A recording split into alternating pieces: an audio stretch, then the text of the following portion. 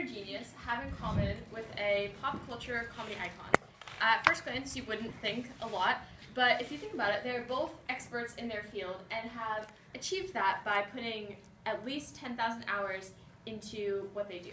So what does it mean to become an expert? Author Malcolm Gladwell offers his solution in his book Outliers, in which he comes up with the 10,000 hour rule, that it takes 10,000 hours of practice to become an expert in your respective field. And he suggests that you practice both early and often, and gain as much hands-on experience as possible in order to become the best that you can be. So this obviously does not work for everything. We are limited by our physical abilities. For example, I am 5'3". I had to wear heels so I look bigger up here. And so if I practiced basketball for 10,000 hours, I could still never beat LeBron James or Kobe Bryant or Shaq at basketball, just by sheer height.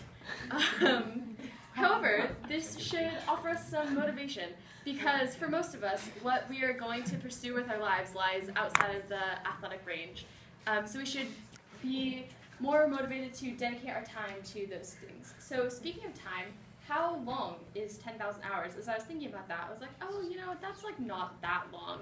10,000 hours is actually 11.415 years, consecutive years. So if we consider that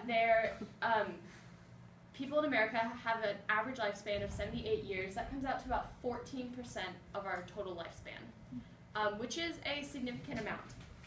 So as I was thinking about this, I thought, what have I spent 10,000 hours doing? And I could only come up with a couple of things, which were being a family member, being a friend, and being a student, and I really couldn't come up with much else. But that led me to the idea that maybe this is a scale.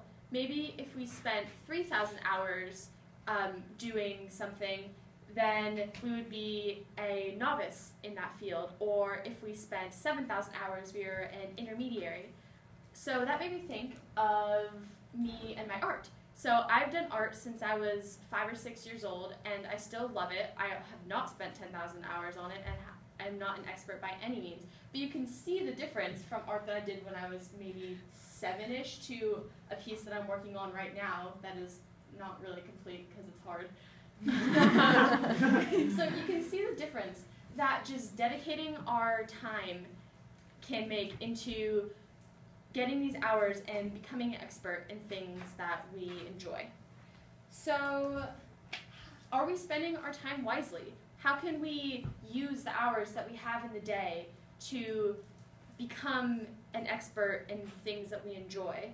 So, I thought about the things that I spend my time doing, and a lot of them are kind of time wasters, such as, while I enjoy TV and movies, those are hours that I could spend doing other things. Or even just driving in the car. It takes me approximately 25 minutes to get to school. And a lot of people commute to jobs. Or even just cleaning my room or doing things like that. So I actually looked up the stats on TV watching. And for our age group, we watch approximately 22 hours and 27 minutes on average per week, which is 1,170 hours per year. And if that doesn't seem like a lot, as we get older, our TV watching increases. So for people 65 years or older, that number increases to 50 plus hours per week. So how can we change the time wasted into hours of becoming an expert? So 3 things that I came up with were listening to an audiobook or music, whether you're in the car or you are doing some homework or are doing dishes. Like, pick something that you want to learn about. Maybe it's World War I, so you listen to an audiobook on World War I, or maybe there's a new band that you haven't had a chance to hear, so you check them out while you're doing some calc homework. So the second thing is to focus on one thing at a time, because if we try and do 3, 4, 5 things at once, it takes that much more time to accomplish everything. So why not just focus on one thing at a time, take a break, and then you have time to work on other things. And the last thing is to, as I said, take breaks, but also take breaks from time wasters. So just within the last couple of weeks, I realized how much time I was spending on my phone, especially on the app BuzzFeed, because it's really interesting, and I like looking at pictures of cats and funny things. But I realized that I was spending so much time there, so I just deleted the app for a week, and was shocked to find out how much more time I actually had, and that I would go to bed earlier, and sadly filled my time with other things that were pointless.